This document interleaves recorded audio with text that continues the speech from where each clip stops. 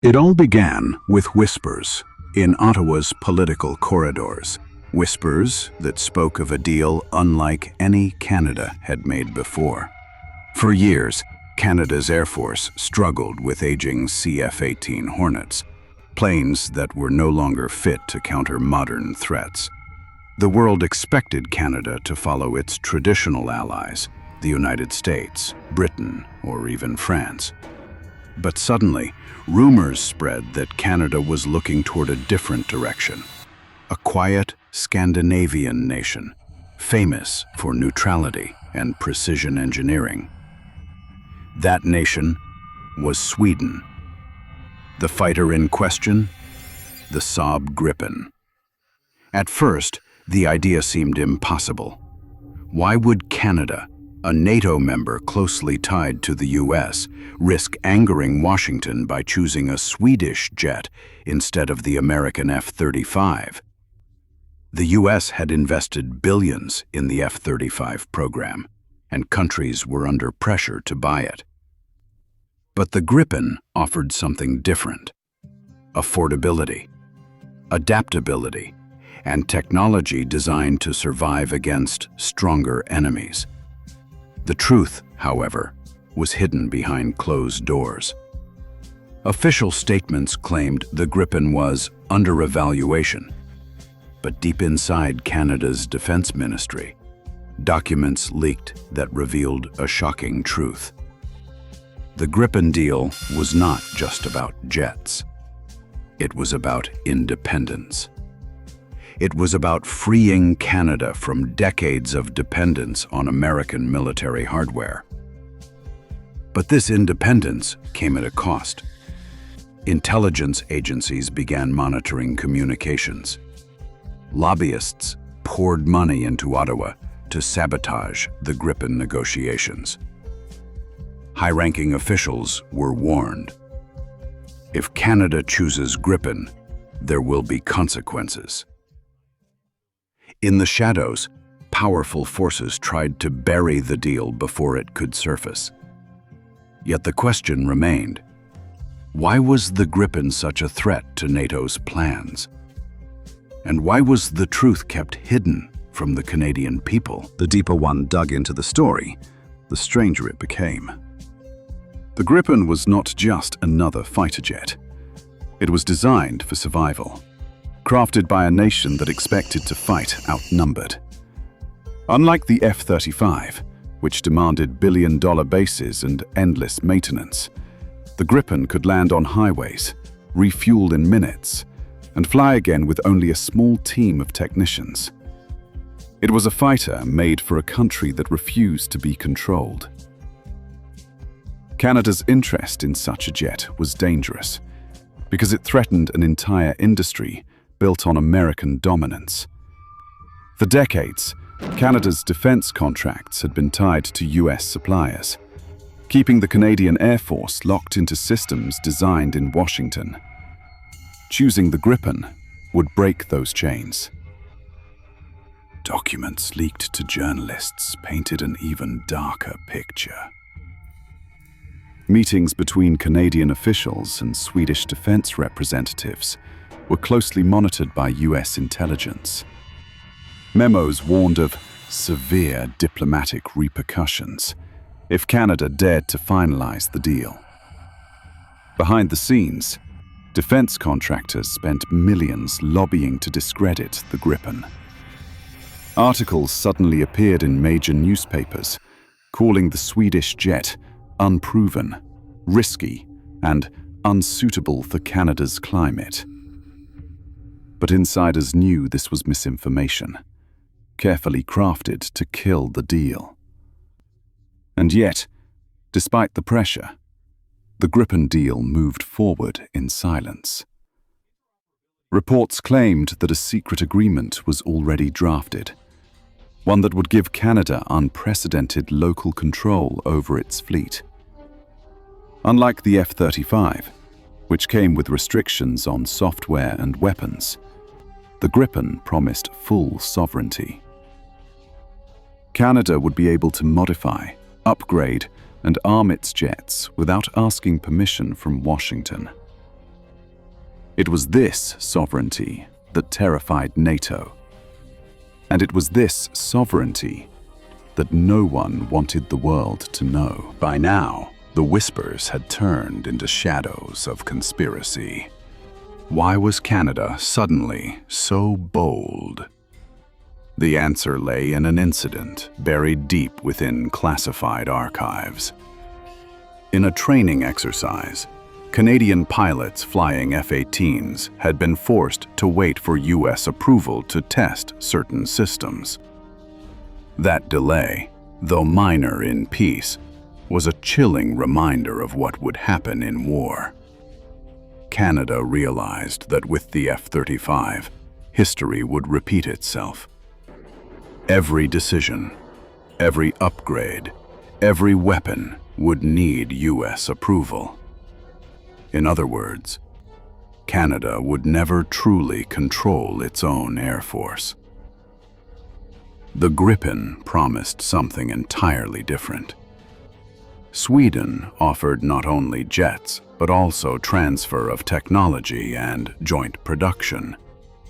Canadian engineers would work side by side with Saab, building a version of Gripen tailored for Canadian needs. For the first time in decades, Canada would have true independence in the skies. But independence is dangerous. Soon, anonymous threats began appearing. High-ranking politicians who supported the deal suddenly faced scandals. News reports accused them of corruption, of mismanagement, of conflicts of interest. One by one, they began to fall silent.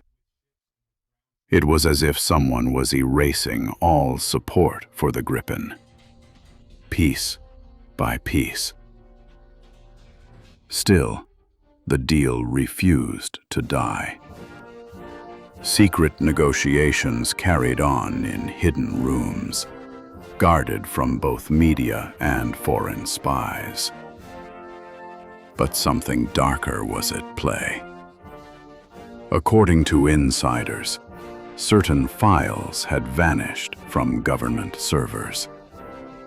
Files that contained details of the Gripen's radar, its electronic warfare systems, and its integration with Canadian defense networks. Who stole them? No one could answer. But suspicions grew that it wasn't just foreign interference. There were forces inside Canada, working to sabotage the deal from within. The Gripen deal was no longer just a defense contract. It was a battlefield of its own. As months turned into years, the story became more sinister. Officially, Canada claimed it was still reviewing options. Unofficially, the Gripen deal was alive, but hidden under layers of secrecy. A small circle of officials fought to keep the project breathing, but the pressure from outside was relentless.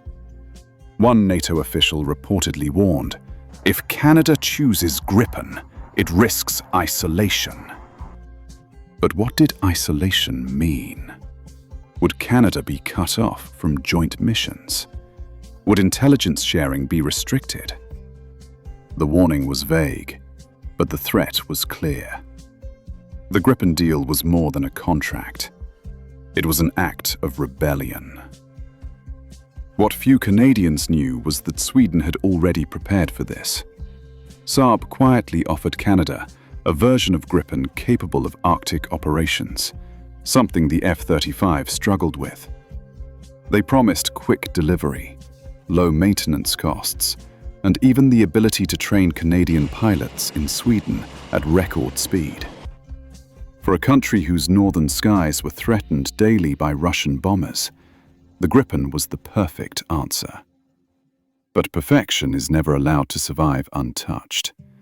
Suddenly, leaks began painting the Gripen as too small, too weak, and outdated. Defense forums exploded with misinformation, much of it traced back to shell accounts linked to major defense contractors. Billions were at stake, and every day the Gripen survived was another day of lost profit for its enemies. Yet, despite the smear campaigns, Canada continued testing. Canadian pilots who secretly flew the Gripen returned with astonishing reports. The jet's agility outclassed expectations. Its radar could detect threats the F-18S never saw, and its electronic warfare suite could jam systems that even NATO didn't want discussed publicly. One pilot even whispered, "If the truth came out, the Gripen would win tomorrow." And that was exactly the truth no one wanted revealed. In the end, the Gripen deal became a ghost story within Canada's defense circles. Officially, nothing was signed. Officially, the competition remained open. But unofficially, a hidden struggle continued.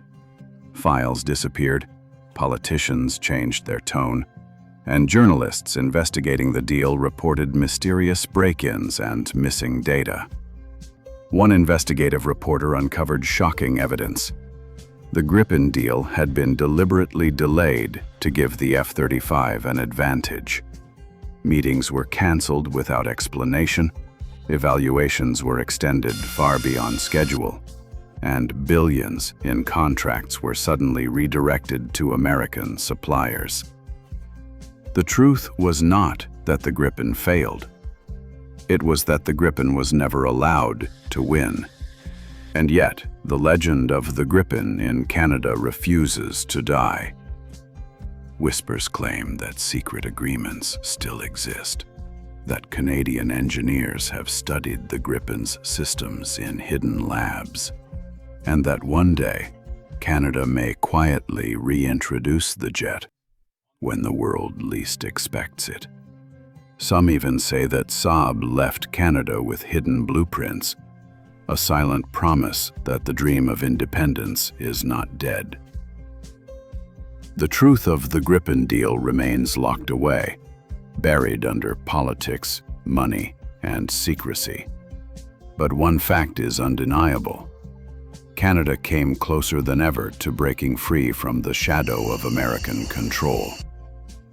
And that is why the Gripen deal remains one of the most mysterious, most dangerous, and most silenced stories in Canada's military history. The question now is simple. Will the truth ever be revealed, or will it remain buried forever in the archives no one is allowed to open?